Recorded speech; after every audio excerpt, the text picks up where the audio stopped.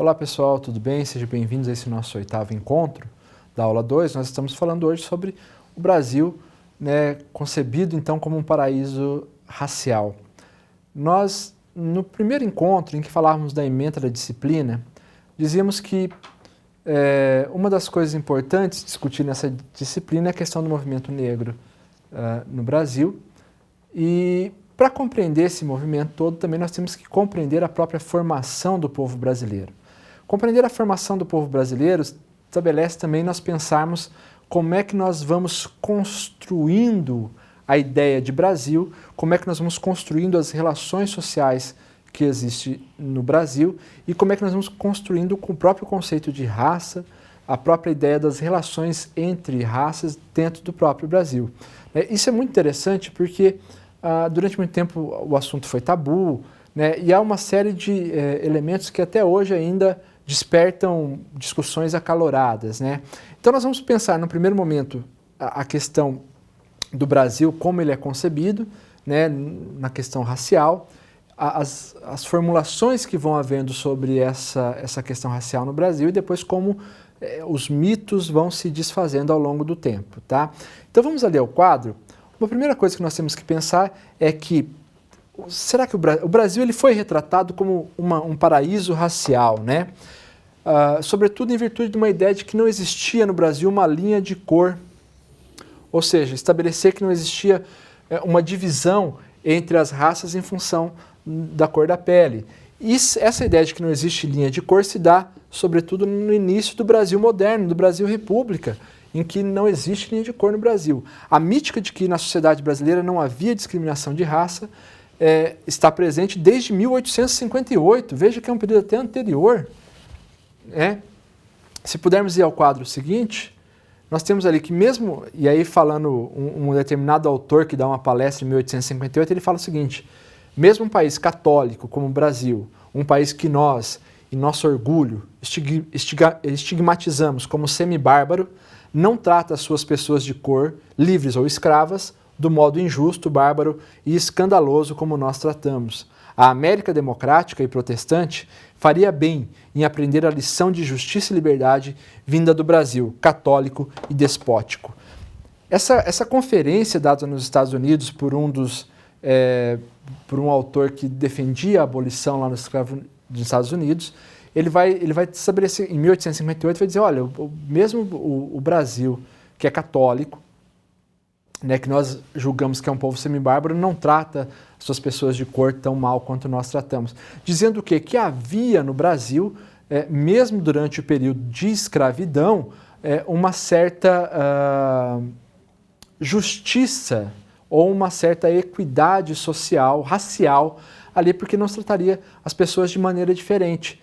Perceba que essa concepção também ela foi construída, não é uma concepção que se dá do dia para a noite, mas é uma concepção que temos no Brasil, de que nós somos uma sociedade que, apesar ainda de ser escravocrata, no momento em que esse autor fala, não tratamos as pessoas tão mal assim, não temos tanta diferença de raça assim. Voltando ao quadro, nós temos ali um termo que vai ser cunhado pelo Gilberto Freire, que vai falar sobre a democracia racial. Eu coloco uma forma de pergunta, Brasil, uma democracia racial?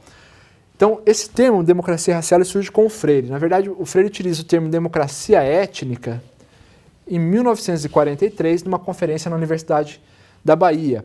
E este autor, Wagley, vai escrever em 52 que o Brasil é renomado mundialmente por sua democracia racial. É claro que são estudos que são patrocinados pela Unesco. Aqui já em pleno século XX, década de 40, de 50, estamos aí colocando uma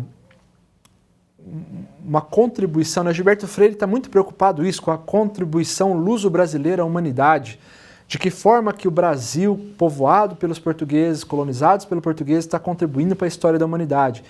E segundo Freire, está dando à humanidade uma determinada democracia que é muito superior à democracia política, porque não se refere exclusivamente a elementos de direitos e deveres, mas se refere, sobretudo, a elementos de igualdade social.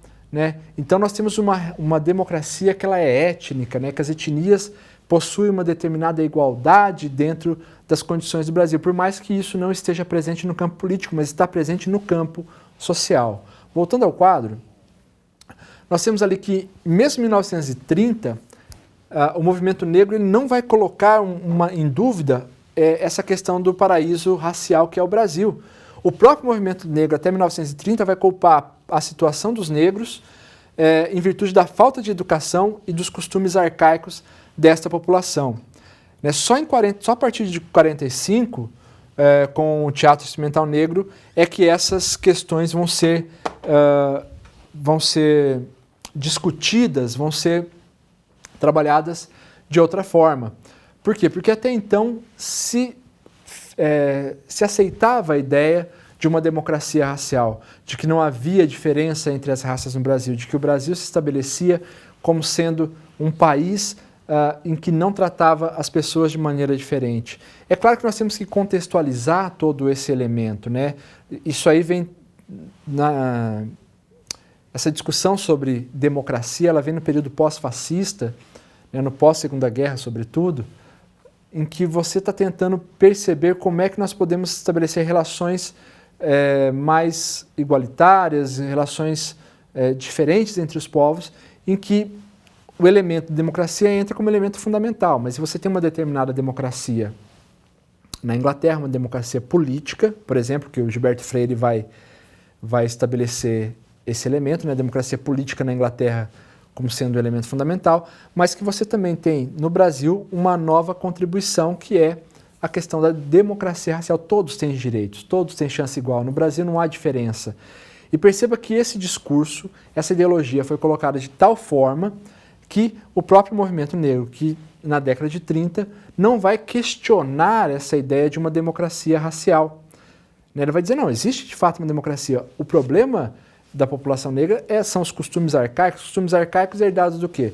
Sobretudo da escravatura, né? E não ajustamento dessa conduta dentro de uma sociedade de classe.